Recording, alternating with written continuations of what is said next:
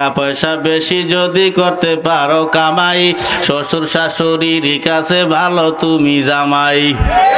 টাকা পয়সা কামাই করে শুধু দিয়ে যাই, শালা শালির কাছে তুমি ভালো দুলা ভাই। টাকা পয়সা কামাই করে সামনে দেবে ঢেলে, পিতা মাতার কাছে তুমি খুবই ভালো ছেলে। টাকা পয়সা দেবে শুধু গহনাটা দামি, নিজের বউয়ের কাছে তুমি খুবই ভালো স্বামী। টাকা পয়সা দেবে শুধু হিসাব নিকাশ নাই, ভাই বোনের কাছে তুমি খুবই ভালো ভাই। টাকা পয়সা দেবে শুধু নেই তো কোনো চাপ, ছেলে মেয়ের কাছে তুমি খুবই ভালো বাপ। টাকা পয়সা কামাই করে দিবে নতুন জামা, ভাগনা ভাগ্নির কাছে তুমি খুবই ভালো মামা। টাকা পয়সা কামাই করে দিয়ে যাবে শুধু, ভাইপো আর ভাইজির কাছে তুমি ভালো দুদু। টাকা পয়সা দেবে শুধু হিসাব নাই এক বিন্দু, চলার সাথীদের কাছে তুমি ভালো বন্ধু। টাকা পয়সা কামাই করে দিবে ডর্জন ডর্জন, আত্মীয়দের কাছে তুমি খুবই ভালো স্বজন। টাকা ধরো টাকা ধরো টাকা কামাই করো, টাকার মূল্য বুঝেছি ভাই যখন হইছি বড়। টাকা পয়সা দিতে পারলে সবার কাছে ভালো, না পারিলে সুন্দর মুখটা দেখবে তুমি কালো। আমার কথা ঠিক কিনা ভাই তোমরা সবাই বলো। টাকা তুমি জ্বালাইয়া গেলা সংসারে আগুন নিবাইয়া গেলা না, ঠিক না? সবাই ঘুমাইতে আছে, মেজাজ গেছে গরম হইয়া, যে সবাই ঘুমে আমার ঘুম হয় না, কাজে বেড়ার ঘুমায় না, ও বেড়ার নিজে নিজে মেজাজ গরম হয়ে যায়। চোখ বুঝার কতক্ষণ থাকা যায়, এক কাইতে কত ঘুমাই পড়লে যে কোনো কাইতে কোন কাইতে আছে ঠিক নেই, কাপড় লগে থাক না থাক, ঠিক না? কিন্তু যদি ঘুমে না ধরে এক কাইতে বেশিক্ষণ থাকা যায় না, ঠিক না? ঘুমে ধরে না, ওই কাইতে যায়, আর এক কাইতে যায়, আবার আর এক কাইতে যায়, এই চিন্তা মাথায় ওই চিন্তা মাথায়, ওই যে চিন্তায় ফুরিয়ে যায়, বিভিন্ন চিনতে চিনতে নিজের মেজাজ নিজেরই গরম হয়ে যায়। তাহলে ঘুম আল্লাহ পাকের একটা অনেক বড় নিয়ামত, ঠিক না? এই ঘুমে চেহারার লাবণ্যতা বাড়ায়, এই ঘুমে চোখের জ্যোতি বাড়ায়, এই ঘুমে মাথার ব্রেনকে ক্লিয়ার রাখে, এই ঘুম মানুষের স্বাস্থ্যকে ঠিক রাখে। এক বিজ্ঞানী কিতাবের ভিতরে লেখছে, একটানা 3 দিন যদি কোনো মানুষ না ঘুমায়, ওর ব্রেন শর্ট করার আশঙ্কা আছে, ব্রেন শর্ট করার আশঙ্কা আছে। তাহলে 40 বছর হায়াত পাবে কিনা বললাম কেন?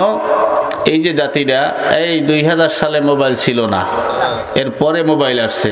তা আমরা তো 2000-এর আগে মক্তব টক্তবে যাইতাম, মোবাইল ছিল না, খেলাধুলা ভালোই করতাম, তাই মক্তবে যাইতাম। তা আবার সন্ধ্যার পরে যেই মানুষ কিছু পরিবার আছিল দিনদার, যারা একটু বেশি দিনদার ছিল, এরা হুজুর ওই মাগরিবের নামাজ পড়ার পরে এশারের নামাজটা আদায় করতো কোনো প্রকারের, যারা একটু বেশি দিনদার। আর যারা ছিল না, ওরা মনে করেন মাগরিবের নামাজ পড়তো কি পড়তো না তা তো আর জানি না, তো মাগরিবের পরপরই ওই রাত্রে খাবার খাইয়ে ফেলাইতো, খাইয়া বিছানায় ঘুমায় যাইতো। মানে রাত এশারের আজানের আগে ওই বাড়িতে আর কোনো বাতি জ্বলতো না, ল্যাম্প কুপি হারিকেন এগুলো জ্বলতো। তা এরা ঘুমায় যাইতো, আবার ঠিক ফজরের আজানের সময় এরা সজাগ হয়ে যাইতো, কারণ ঘুম শেষ এমনি এমনি সজাগ হয়ে যায়। ওইটা যারা দিনদার ফজরের নামাজ আদায় করে, যারা না তারা ওই গরু ছাগল লইয়া, নাঙ্গল একটা লইয়া হাল চাষ করতে যাইতো। ওই কথা কন না, ঠিক না? আপনাদের দিকে হাল চাষ হইতো না? হাল চাষ, অথবা কেউ ক্ষেত খামারে যাইতো, ঠিক মতো ঘুম হইতো, হায়াত বেশি পাইতো। আচ্ছা, যেই সময় আপনারা ঘুমায় যাইতেন, এখনকার যুবকরা কি ওই সময় ঘুমায়? হ্যাঁ, ওই করে। হয়তো যুবক ওই সময় ঘুমাবে, না হয় পড়ার টেবিলে থাকবে। এই ইহুদি খ্রিস্টানরাই মুসলমানকে ধ্বংস করার জন্য এই যুবকদের হাতে, মুসলমানদের হাতে ধরায় দিয়েছে একটা মেশিন, যে মেশিনের নাম হলো মোবাইল। এই মোবাইল, এই কি কয়, বাটন টেপতে টেপতে টেপতে টেপতে এমন জিনিস চলিয়েছে, মনে করেন তামাম পৃথিবী আপনার ওই মোবাইলের ভিতরে, তামাম পৃথিবী। রাত্রে বিছানায় গিয়ে ঘুমাবে কি কসু, এই আয়না ধরে এরকম চাইতে মোনাজাত ধরছে, মোনাজাত ধরিয়া এই গাড়ের থেকে একটা অক্সিজেন বের হয়। আল্লাহ নবী বলছেন তোমরা বাতি নিবে ঘুমাবা কেন? এই গাড়ের থেকে একটা অক্সিজেন বের হয়, যে অক্সিজেনটা শরীরের জন্য উপকারী। তা আপনার ওই বাতির আলোর কারণে অক্সিজেন বের হইতে সমস্যা হয় এক। দ্বিতীয়ত মোবাইলের আলোর কারণে চোখের জ্যোতি নষ্ট হয়, মোবাইলের আলোর কারণে চেহারার লাবণ্যতা নষ্ট হয়, মোবাইলের আলোর কারণে স্বাস্থ্যের ক্ষতি হয়, মোবাইলের আলোর কারণে মাথার ব্রেন শর্ট করে। কথা কন না, ঠিক না? এই যুবকরা কথা কন না, ধরা খাওয়াই তুমি একেবারে। কি মনে করছো এই মোবাইলে কয়েকদিন আগে একটা গেমস বাইরেছে, কি গেম জানি কয়, নাম কি জানি কদি, ওই বেটা কয় পাবজি। আর পাবজি কেডা? এই পাবজি চেনে কেডা? এই ফ্রি ফায়ার, পাবজি, আর কি আর কিছু আছে? এই ফ্রি ফায়ার এর মধ্যে যে কি খেলা আমি আমার বুঝে ধরে না। আমি মাঝে মাঝে জিগেই যে কিরম খেলা, এটা একটাই দিয়ে একটা মারে, গুলি করে ঠারাস কেটে গুলি করে মারিয়া লাই। আমি কই কি আল্লাহ জানে। এই ফ্রি ফায়ার লইয়া খেলতে আছে, ঠেলতে ফায়ার করতে করতে আল্লাহ গায়ে খারাপ কতক্ষণ পর আল্লাহ আর মাথার মধ্যে ফায়ার মেরিয়ে দিস। এমন ফায়ার দিয়েছে আল্লাহ, মাথার ব্রেন গেছে শর্ট হইয়া। এখন ওই মোবাইল ঠেলা বাদ দিয়ে বইয়ে লইয়া জোতা ঠেলে এক্সের। কি যুবকরা কথা কও না কা? জোতা ঠেলা দেখো নাই ফেসবুকে? জোতা ঠেলতে আছে, নাচতে আছে। আল্লাহ গায়ে নাচ, যদ্দূর নাচতে পারো নাচ। তা যেই মোবাইলে আমার সব শেষ করতেছে, সে মোবাইলের তুমি ঘুম বাদ দিয়া আল্লাহ যা দেশে সব নিয়ামত, মানুষ যা বানাইছে সব গজব। টিভি, ট্যাব, ট্রানজিস্টার যা কিছু দেখো মোবাইল, সব গজব। যদিও নিয়ামত কিন্তু গজব। এই গজবের কারণে মনে রাখো 40 বছর যাইতে না যাইতেই দেখো চুল ভাই কি গেছে, ভাই কি গেছে, চিন্তায় তোমাকে চিন্তায় যারা করে ডাকে কি লিখে আনেন, আমাগো কি করতে আনেন কইতে পারেন? আনছেন ওরে আল্লাহ, হুজুরের যে সুর, সুর হুনিয়া তালু দিলেন, সুর হুনি ওইবি দেখি। এই আনছেন যদি নামাজই না পড়েন, যদি দাড়ি না রাখেন, যদি টুপি মাথায় না দেন, তাই আমাকে মতন সুরওয়ালা বক্তা আনার কোনো দরকার নাই, কোনো লাভ নাই। এত টাকা দেওয়া আর এই ওয়াজনা কোনো লাভ নাই। তো আমি আসলাম, যদি আমার এক যুবক ভাইয়ের একটা দাড়ি রাখাই দিতে পারি, একটু মসজিদ মুখে করে দিতে পারি, এটা হলো লাভ। খালি আনবেন হুজুর সুর দেখকে হুজুর রস করবেন, চেতা বস, কাটা কথা কইলে ভাল লাগে না। তাই যুবক ভাইদের বলবো, একটু যুবক ভাই তোমরা কই একটু আজ জাগাও দি। যুবক নারায় তাকবীর, আমিন। তাই ও চাষাই দিয়ে আজ জাগাই বই রয়েছে। চাষাই যুবক কি দেখছেন, এত তাড়াতাড়ি যুবক হয়ে গেছে চাষাই কিন্তু জান্নাতের যুবক। কি কথা ঠিক না? চাষায় জান্নাতের যুবক, কারণ জান্নাতে কোনো বুড়ো মানুষ ঢুকবে না। চাষা আপনি ঠিক আছেন, চাষায় ওই জান্নাতের যুবক, সব 32 বছর হইয়ে ঢুকবে। তাই ওখানের যুবক এখনো ওই সমস্ত মুরব্বীদের তোমার মতো যুবকরা কিচ্ছু না, কারণ ও সমস্ত জিনিসে ভালো জিনিস খাইছে। আর আমরা এখন যা খাই সব হাইব্রিড, মাছ খান, শাক খান, সবজি খান, যেটা কিনতে যাবেন সবটার ভিতরে হাইব্রিড। তাই যুবক তোমাদেরকে নষ্ট করার জন্যে, শুধুই বনি আদমকে ধ্বংস করার জন্যে ইবলিশ শুরুর থেকে লাগছে। এই ইবলিশের কারণে ইবলিশ শুরুতেই জান্নাতের ভিতরে ঢুকে ভুল করাইছে, ওখান থেকে বাইর করছে জান্নাত থেকে ইবলিশ। তো ওখান থেকে শুরু করছে কিয়ামত পর্যন্ত। আল্লাহরে বললে আইছে যে এই ওর কারণে যেহেতু আমি শয়তান মালাউন ইবলিশই হইলাম, তাই তো এগুলা কেমনে জান্নাতে যা আমি দেখতে ছাড়বো। আল্লাহ বাধা দিয়েছে। তাই তোমারে ধ্বংস করার জন্য যাহা কিছু দরকার সব ইবলিশ করবে। এর ভিতরে সব থেকে বড় যে ফিতনা উম্মতে মুহাম্মাদের জন্য না, तमाम দুনিয়ার মানুষের জন্য, যেই সব থেকে বড় ফিতনা যেটা ইবলিশ বেছে নিয়েছে সেটা হলো নারী। সেটা কি? নারী। এই মেয়েদেরকে দিয়ে, নারীদেরকে দিয়ে যতটা তোমাকে জাহান্নামী বানাইতে পারবে, অন্য কিছু দিয়ে পারবে না। এই জন্য নারীদের বেলায় সাবধান। আমাদের আদি পিতা যখন শুরুতেই আসে তখনই দেখেন ইবলিশ কিভাবে আমাদের পিতাদের সাথে ঝগড়া করছে। এই ইবলিশ আদম আলাইহিসসালামকে বানাবার পরে, বিশাল ঘটনা, সংক্ষেপে সংক্ষেপে বলতেছি, বানাবার পরে 40 বছর দাঁড় করায় রাখছেন আল্লাহ। 40 বছর। তখন ইবলিশ না, তখন ইবলিশ না, উপরে হয়েছে। ও তো হয়েছে যখন সেজদা দিতে বলছে তখন। তা ইবলিশ ঘোরাফেরা করতেছিল, এমন সময় হঠাৎ দেখা যায় মূর্তিতে দাঁড়ায় রয়েছে, আকুর চাই রয়েছে কিডা। তো ওই মুখ দিয়ে ভিতরে ঢুকছে, ভিতরে তো অন্ধকার, নাভি পর্যন্ত গেছে, উত্তাপ গরমের কারণে, তাপের কারণে ও ভিতরে আর থাকতে পারে নাই, চলে আসছে। আইয়া মুখটু কুচকি করিয়ে আদমের দিকে চাই রয়েছে। ওখান থেকেই রাগ, কারে আদম তুই এলি কোথায় দিয়া, তোরে কেমনি আল্লাহ জিন্দা করে দেখুন। এই কইয়া মুখটু কুচকি করে বেজার হইয়া রাগ হইয়া আদম নবীর গায়ে থুতু ফলাইছে। কি ফেলাইছে? একটু নাজুবিল্লাহ কবেন না। থুতু ফেলানোর পরে আল্লাহ পাক জিবরাইলকে ডাক দিলেন, জিবরাইল এদিকে আয়। বলে কি আল্লাহ? বলে আদম আমার বন্ধু হয়, আমার বন্ধুর গায়ে ইবলিশ থুতু নিক্ষেপ করছে, থুতুটারে হাতে নাও।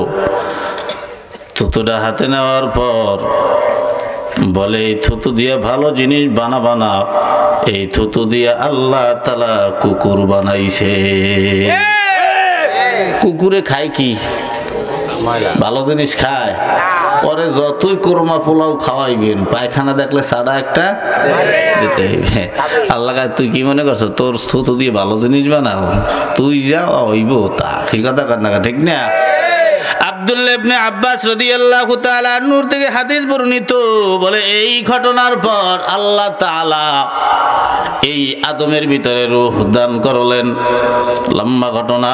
রূহ দেওয়ার পরে আদম নবী তাজা হলেন, জান্নাতের ভিতরে চলাফেরা করে, ঘোরাফেরা করে। এক পর্যায়ের কথা, আদমের মন বেজার হয়ে গেল।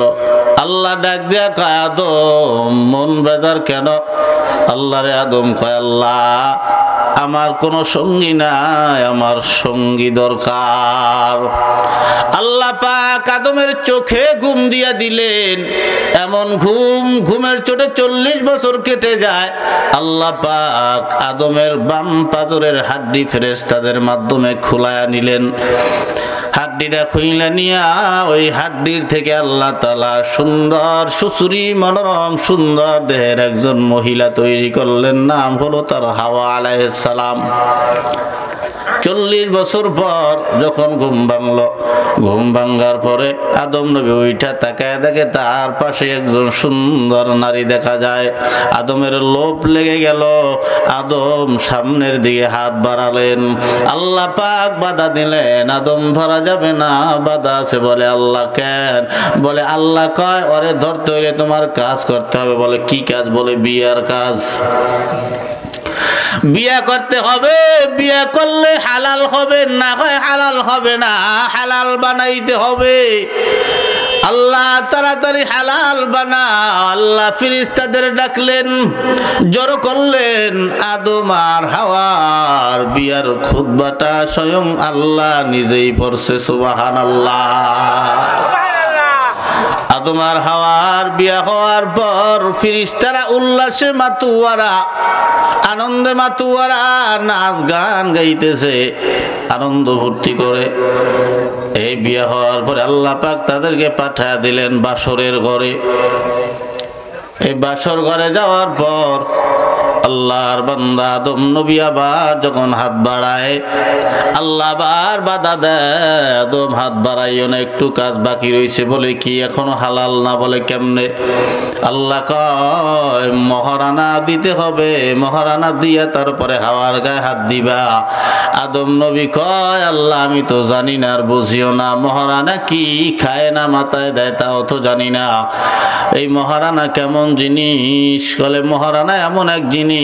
বলে এই মহারানাটা বাসর রাতে তুমি তোমার বিবিরে কিছু দিয়া তুমি তোমার বিবিটারে সারা জীবনের জন্য তোমার করে নিবা।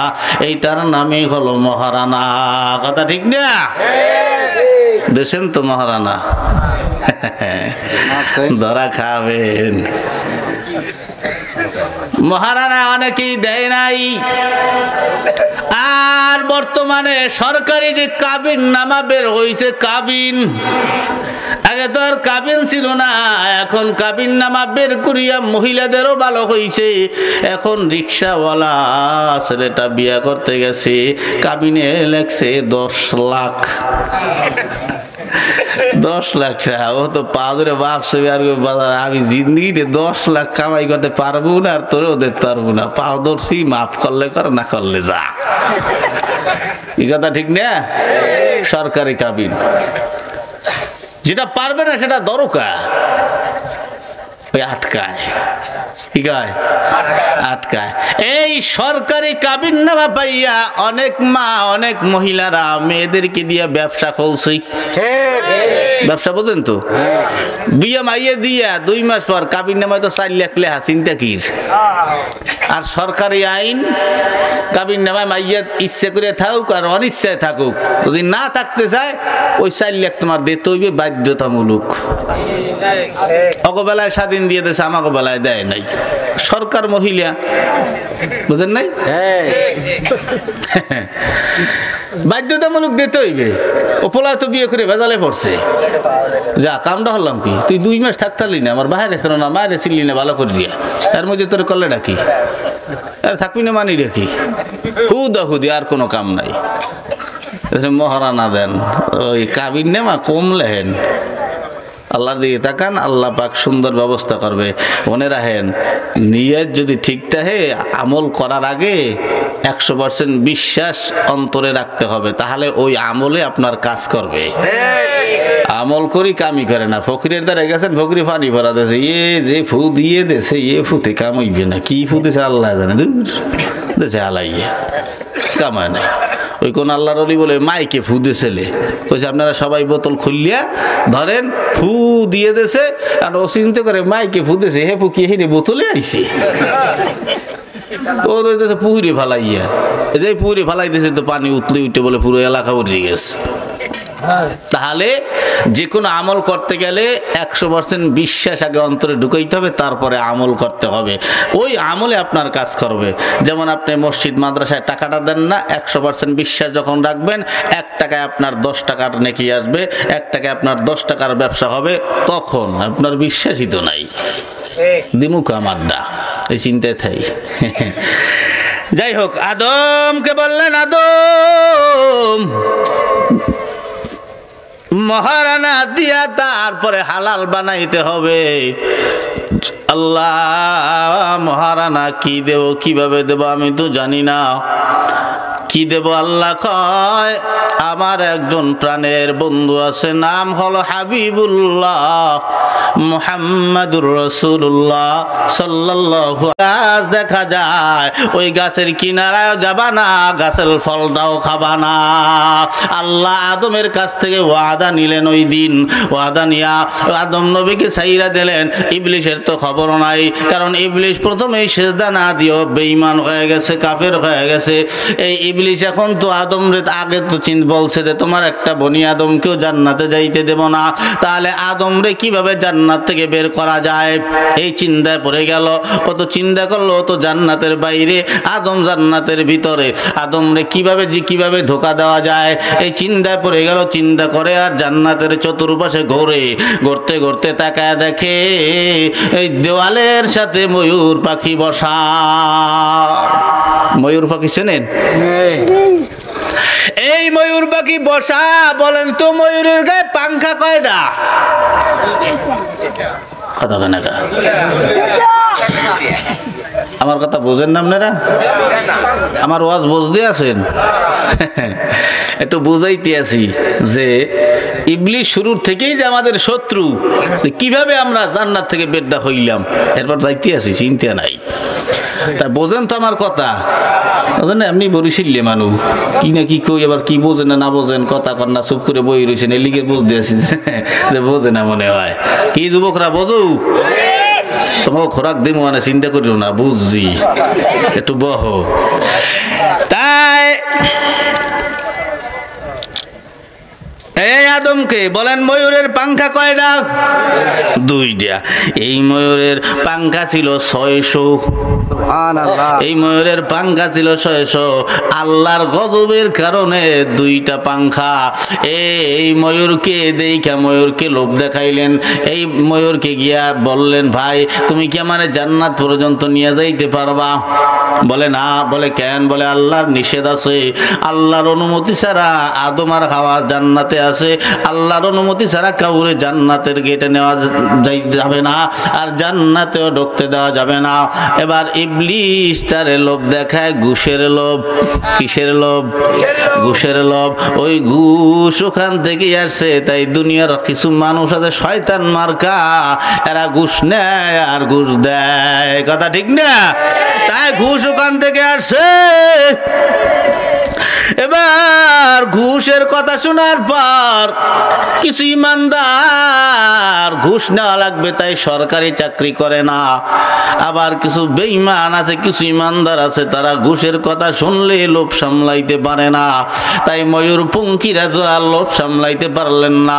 3টা ঘুষের কথা বলছে, এই 3টা জিনিস আমি তোমাকে দিব, এই 3টা জিনিস পাইলে তুমি বড় হয়ে যাবা, অনেক কিছু জানতে পারবা। ও লোভে পড়ে গেল। লোভে পইরা ইবলিসকে পায়ে বাজাইয়া নিয়ে গেলেন, পায়ে কইরা নিয়ে গেলেন জান্নাতের গেইটে। জান্নাতের গেইটে আবার সাপ উক্কা দিয়া বইসা রইছে। সাপের কানে কানে 3টা ঘুষ দেবে, 3টা জিনিসের কথা বললেন সাপের কানে। এবার সাপ দরজা হালকা পাক কইরা ওখান দিয়া মাথা বের করে রাখছে ইবলিসকে দেখার জন্য। ইবলিস আসলেন আর সাপকে পটাইতে আছে। সাপ কয় না, আল্লাহর অনুমতি ছাড়া জান্নাতে ঢোকা যাবে না, আল্লাহর অনুমতি লাগবে, কারণ আল্লাহ পাক নিষেধ করেছে। এই কথা বলার পর ইবলিস বেকুল হয়ে গেল, কি করা যায়, কেমনে ঢোকা যায়। হঠাৎ করিয়া সাপ ডাক দিয়া কয়, তোমারে আমি জান্নাতে ঢুকাইতে পারি, তবে শর্ত আছে। কি শর্ত? বলে ওই ময়ূরের পঙ্খিরা যা দেবা তা আমারও দিতে হবে। ও হাইদে হাইদে নিতে আছে। বলে ময়ূর পাখিরে যা দিবা তা আমারও আগে দিবা। ইবলিস কয় সুযোগ তো যায়, কয় ওরে দেওয়ার আগে তোরে দিমু, চিন্তা করিস নে। খালি নে। বলে কেমনে? বলে জান্নাতে তো বের হওয়া যাবে না।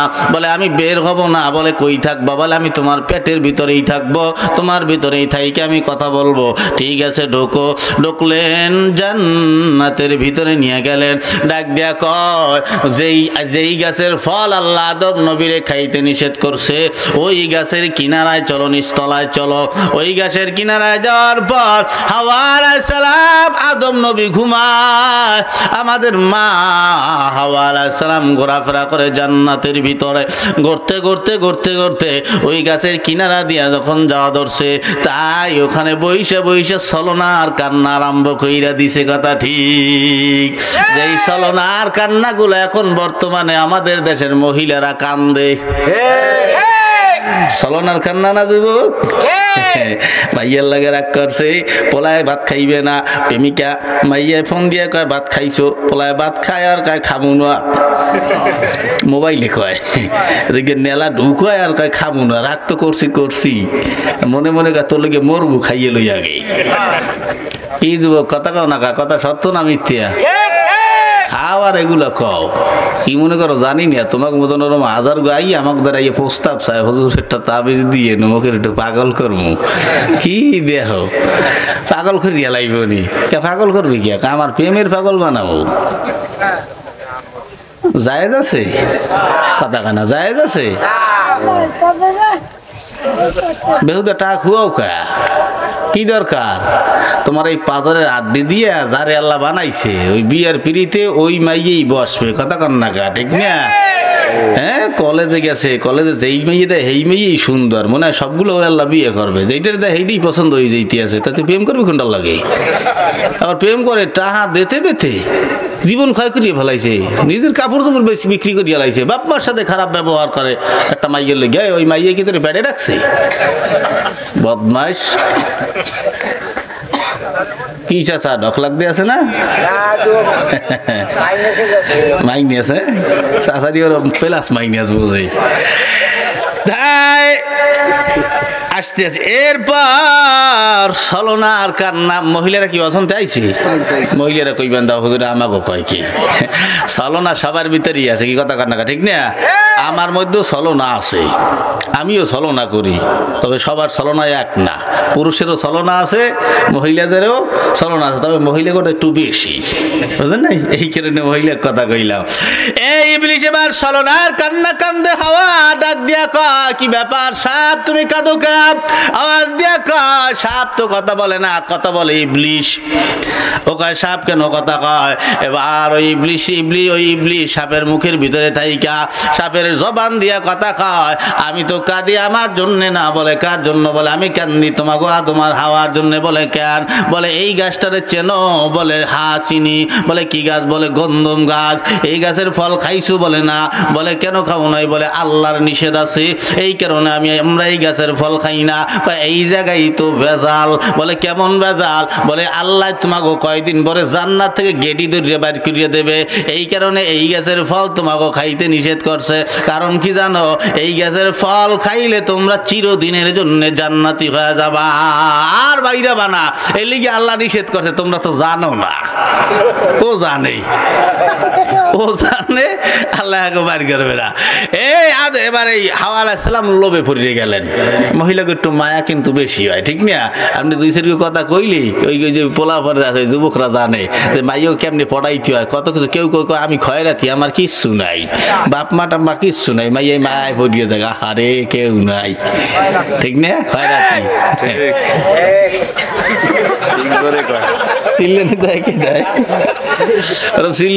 মাঝে মাঝে ভয় পাওয়া লাগে। আমি ওই সিল্লির মধ্যে না, কি কথা ঠিক না? ঠিক আপনার যেটা ভালো লাগবে মনে চাইবে আপনি ঠিক কইয়েন। ওই সিল্লি ঠিক কইয়া এককালে দেশ দোষ উল্টইয়া এলাম হইবে না তো, কি কথা কান ঠিক না? শেখ হাসিনারে নামাইতে বিয়ামালা নামাইয়া লাইছে, শেখ হাসিনার কিচ্ছুই হইতে আছে না, কথা কান কিচ্ছু হইতে আছে না। হে লড়তেও আছে না, সরতেও আছে না, জাগা রাস্তা জাগায় বইগিস তোরা যা মশা করি বেড়া মর। আমার একজনে জিজ্ঞাসা কয় হুজুর এই যে হরতাল দিতে সাথে কি হইবে? আমি কি হইবে? নেতারা ঘরে বই থাকবে, জনগণ রাস্তায় নামবে, পুলিশ গুল্লি করে করে মারবে, এর বেশি আর কিছু হইবে না, কি কথা কান্না ঠিক না? নেতা কথা আর কিছু না। যেই মায়ের সন্তানটা গেছে ওই মা বোঝে, মোবাইলে দেখো নাই গড়িয়েছে চিল্লাইয়া, যার যায় সে বোঝে। বুদ্ধি ফরজ কাফেরের বিরুদ্ধে যাইতে আছো। আমরা মুসলমান, ওদিকে ফিলিস্তিন মরতে আছে, ইসরায়েলের ইহুদিরে কাফেররা মারে, আর আমরা মুসলমান গুলো লড়ালড়ি করি। এই আমাকে বাংলাদেশ 5 মিশিয়া, বুঝেন নাই? ওগুলোর দরকার নাই। ইমান ঠিক করেন, মজবুত করেন, 5 ওয়াক্ত নামাজ পড়েন, ইমানটা মজবুত হোক। আপনি এমনি বুঝবেন আপনি আওয়ামী লীগ করবেন না, বিএমপি করবেন না, সরমনাই করবেন না, জাতীয় পার্টি না জামাত, এটা আপনি নিজে বুঝবেন, কথা কন না, ঠিক না? ইমান ঠিক হইলে হালাল না হারাম ওটা আপনি বুঝবেন, চিন্তা করবেন যে আমি হারাম থেকে জাহান্নামে যাবো অল্প দিনের জন্যে। আদম এবার জান্নাতের ভিতর থেকে হাওয়া আলাইহিস সালাম লোভে পইরা 3টা গন্ধম ফল লইলেন, 3টা, একটা নিজে খাইলেন আর 2টা আদম নবীর জন্য নিয়ে গেল। আদম নবীর জন্য নিয়ে যাওয়ার পর আদম নবী প্রথমে জিজ্ঞেস করে কি ফল? বলে গন্ধম। বলে দূর হক, আল্লাহ পাক খাইতে নিষেধ করছে। এবার ওই গন্ধম হাওয়া আলাইহিস সালামের হাতের থেকে ছুটে নিজে নিজে দৌড়ায়, আদমের পাশে পাশে দৌড়ায়, আমারে খাও, কি দেহ আমারে খাও। তা ওটা তখন ফাটছে, একটা ফোঁটা রস জমিনে পড়ছে, রসটা হলো লাল টুকটুকে রক্তের মতো লাল। এবার ওই গন্ধম দেখার পরে আদম নবী কয় সিংহাসনের কয় আমারে অনেক দূরে নিয়ে যাও। 12,000 মাইল দূরে লইয়া গেলেন। 12 লক্ষ মাইল দূরে নেওয়ার পর আদম নবী আবার সিংহাসন থেকে নামার পরে তাকায় দেখে গন্ধম ফল জাগায় তার কাছে উপস্থিত। আবার সিংহাসনে বলেন আমারে আরো দূরে নিয়ে যাও। আরো অনেক দূরে নিয়ে যাওয়ার পরে আবার বলে তাকায় দেখে, নামার পরে তাকায় দেখে গন্ধম ফল তার পাশে। ওখান থেকে আবার ভয় পেয়ে অনেক দূরে চলে গেলেন, খাবে না। না। গন্ধম ফল দৌড়াইয়া আবার সেই একই জায়গায় উপস্থিত। এবার গন্ধমের জবান খুলে যায়। গন্ধম ডাক দিয়া কয়, আদম শুই না লাও, তুমি যদি 1000 মাইল, লক্ষ মাইল, কোটি কোটি মাইল দূরেও যাও, যেখানেই যাবা সেখানেই আমি গন্ধম ফলেরে পাইবা। গন্ধম খাবে না। হাওয়া আল্লাহ পাকের হুকুমে তিনি ভুইলে গেলেন ওয়াদা। হাওয়া আলাইহিস সালামকে ডাক দিয়া কয়, ও হাওয়া গো, এই গন্ধম ফল খাইছো? বলে হ্যাঁ। বলে কেমন লাগে? বলে মিষ্টি মধুর মতো লাগে। বলে ঠিক আছে দাও। এবার উনি ওই 2টার থেকে রস বের করিয়ে যখন আদম নবীর মুখের ভিতরে দিল, দেওয়ার সঙ্গে সঙ্গে কণ্ঠনালীতে আসার সঙ্গে সঙ্গে স্বর্ণ খচিত পোশাক, জান্নাতি পোশাক গায়ের থেকে খুইলা খুইলা পইরা উলঙ্গ হয়ে গেল। দুজন উলঙ্গ হয়ে যাওয়ার পরে এবার আশ্চর্য ব্যাপার, পায়খানায় ধরে গেল। এবার লজ্জাস্থান ফিরিস্তারা দেখবে, আল্লাহ দেখবে, তাই লজ্জাস্থান হাত দিয়া ডাইকে দইরা একটা গাছের কাছে গেলেন। গাছ বলে, না ফরমান, তুই বেঈমান, আল্লাহর হুকুম অমান্য করছো, দূর হ, তোরে আমার পাতা দেব না। আর এক গাছের কাছে গেল, ওই গাছেও পাতা দিল না। আর একটা গাছের কাছে যায়। এইভাবে জান্নাতে যত গাছ আছে সমস্ত গাছের কাছে কাছে গেল, কোনো গাছ তাদেরকে পাতা দেয় নাই, শুধু নাফরমানি করার কারণে। শুধু আনজির নামের একটা গাছ আছে, এই গাছটা তাদেরকে পাতা দিছে। ডাইকে ডাইকে, আদম হাওয়া আমার পাতা নিয়ে তোমরা তোমাদের লজ্জাস্থান রাখো। এই কারণে আনজির গাছের কিছু উপকারিতা আছে, আল্লাহ পাক তার সম্মান ইজ্জত বাড়াইয়া দিছে। এবার ফেরেশতাদের মাধ্যমে ডাক দিলেন। আদম আর হাওয়া যাইতে চায় না, লজ্জা পাইতে আছে, হুকুম অমান্য করছে। আল্লাহ পাক রাগ হইয়া ডাক দিলেন, আদম কইয়া ডাক দিলেন, আদম। আল্লাহ ডাকে সাড়া দিয়া দাঁড়াইলেন। এবার বলে আল্লাহ, বলে আমি তোমাদেরকে নিষেধ করলাম গাছের ফল তোমরা খাবা না, কেন ওই ফলটা তোমরা খাইলা? আদম নবী ডাক দিয়া কয়, আল্লাহ রব্বানা যালামনা আনফুসানা ওয়া ইল্লাম তাগফির লানা ওয়া তারহামনা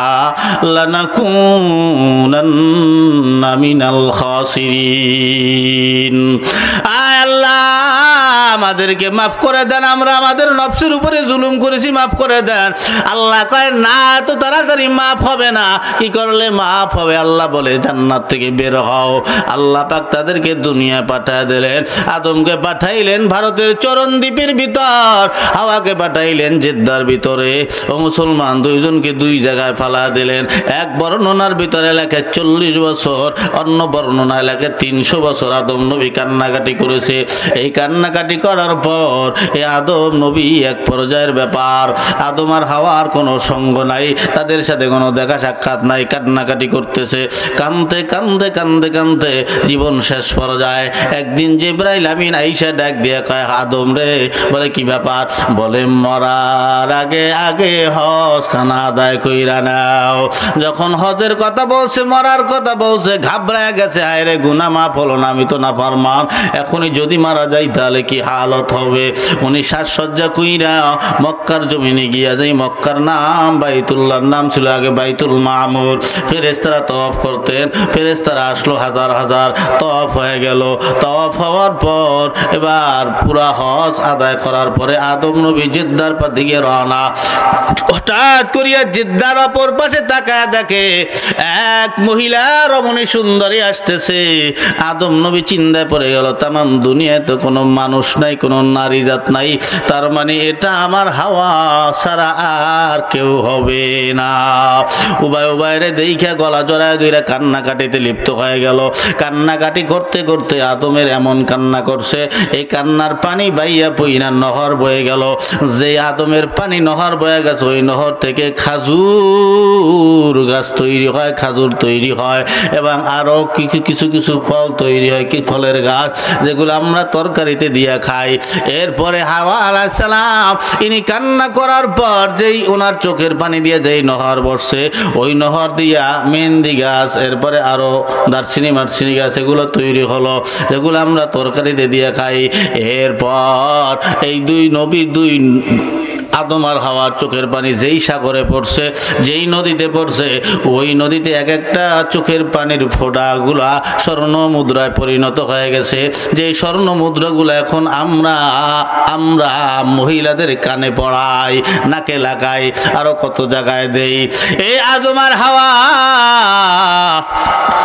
আল্লাহ পাক বললেন কষ্ট করে খাওয়া।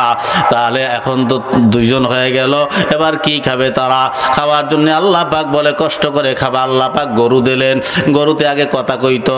আদম নবী যেদিন হাল্লুড়ি চাষ করতে গেছে নাঙ্গল জল লইয়া, আমরা তো হালুড়ি চাষ করতে বড় লজ্জা পাই, কিন্তু নবীরা পর্যন্ত হালুড়ি চাষ করছে। আল্লাহকে আল্লেডি করো, এই গরু জগল লইয়া নাঙ্গল লইয়া হাল চাষ করলেন। গরুরে বাড়ি মারছে, পরে গরু কথা কয় আদম তুই আমারে মারো কে? পিড়াইতে পারবি না, তোর খবর আছে। এই গরুতে যদি কথা কইতে পার তার বোঝ দোক। আর আপনি যদি এরকম বাড়ি দিতেন তা গরুতে কি আটতে? গরুতে তুই আর একটা বাড়ি দিবি তো পিছিনটা লাথি মেরে তোর একটা চিৎকার হালাই তুমি। কি কথা ঠিক না? এই আল্লাহ পাকের দরবারে অভিযোগ করছে। আল্লাহ পাক গরুরে ডাক দেখা, গরু আদমের গোলাম বানায় তুই পাঠাইছি, কথা বলবি না। যদিও কথা কইছস, আদম দোয়া করছে, সঙ্গে সঙ্গে আল্লাহ পাক গরুর জবান বন্ধ কইরা দিছে। আরো অনেক কিছু, এই যে দেখেন ময়ূর জান্নাতে ছিল, দুনিয়ায় পাঠাই দিয়েছে গজব দিয়া। সাপ জান্নাতে ছিল, দুনিয়ায় পাঠাই দিয়েছে গজব দিয়া। আল্লাহ পাক তাদেরকে কিছু শাস্তি দিল। ময়ূরে ডাক দিয়া কয় তোর বড় শাস্তি, তোর বড় কোনো অপরাধ না, তারপরে যতটুকু অপরাধ করছো এই অপরাধ গ্রহণযোগ্য না, শয়তানের সাহায্য তুই কেন করলি? বলে আল্লাহ কি শাস্তি আমারে দিবা? বলে 1 নম্বর শাস্তি জান্নাত থেকে বাইরা, 2 নম্বর শাস্তি তোর সৌন্দর্য কেড়ে নেব, 3 নম্বর শাস্তি তোর 600 পাকা ছিল সব ডানা তোর উঠায় নিয়ে যাব, 2টা ডানা তোর থাকবে। আর ময়ূরের পাও 2টা ছিল সুন্দর, দেখলে চাইয়া থাকতে ইচ্ছা করে। এই ময়ূরের পাও 2টা দিয়ে তাকায় দেখেন একেবারে কালা। আল্লাহর গজবে আল্লাহ গজব দিয়া ময়ূরের পাকে কালা বানায়া দিছে। এরপর সাপড়ে ধরছে, তোর খবর আছে, তুই মুখের ভিতরে কইরা কেন জান্নাতের ভিতরে ঢুকাইলি? ময়ূর তো গেট পর্যন্ত আসছে, তুই তো জান্নাতের ভিতরে ঢুকায় দিছ, তোর গজব। বলে কি গজব? তুইও জান্নাত থেকে বের হ। আর শুইনালা তোর যেই মুখের ভিতরে মিষ্টি মধু ছিল রে, ওই মুখের ভিতরে আমি আল্লাহ বিষ দিয়ে দিলাম। এরপরে পাও দিয়ে চলতো সাপ। আল্লাহ কয় তোর পাও সব নষ্ট কইরা দেব, তোর কোনো পাও থাকবে না। আর মনে রাখ কারো কিছু গজব তোর উপরে আছে। মানুষ তোরে দেখলে মারার জন্য পাগল হয়ে যাবে, তোরে মারতে চাইবে মানুষ। আমি মানুষের মনের ভিতরে এমন ঘৃণা তৈরি করে দেব তোর জন্য। এই মুসলমান ওই গজব পেয়ে ওখান থেকে তারা বের হয়ে গেল। এক কিতাবের ভিতরে লেখে মানুষ সুন্দরের পরে পৃথিবীতে যদি কোনো সুন্দর থাকে, সব থেকে বেশি সুন্দর হলো সাপ। এই আদমকে পাঠাবার পর এবার সর্বপ্রথম আল্লাহ পাক গম বানাইলেন। গম বলে গমের চাষ করো। গম কইলো, গম কাটলো, রুটি বানাবে। কিভাবে রুটি বানাবো? আল্লাহ বলে আগুন লাগবে, রুটি এইভাবে বেলবা। সব আল্লাহ জিবরাইলের মাধ্যমে সব আদমরে শিখা দিলেন। এবার আগুনের দরকার। আল্লাহ পাক জিবরাইলরে বললেন, জিবরাইল জাহান্নামের মালিক দারোয়ানের কাছ থেকে একটু আগুন নিয়ে যাও। এই খেয়াল দিয়ে শোনেন, লাইন আইছি। জাহান্নামের থেকে একটা আগুনের আংডা নিয়ে যাও, ধরেন খাজুরের মতো আগুন নিয়া পাহাড়ের উপরে রাখলেন। এই আগুনের তাপ সহ্য করতে না পারার কারণে এই আগুন গলতে গলতে গলতে গলতে পাহাড় পর্বত 7 জমিন ভেদ করে আবার জাহান্নামের আগুন জাহান্নামে চলে গেছে। এইভাবে জিবরাইল 7 বার আগুন আনছে, 7 বার জাহান্নামের আগুন জাহান্নামে চলে গেছে। দুনিয়ার আগুন কি মনে করো জানি না, দুনিয়ার আগুন তো আঙ্গুল দিয়ে ধরা যায়।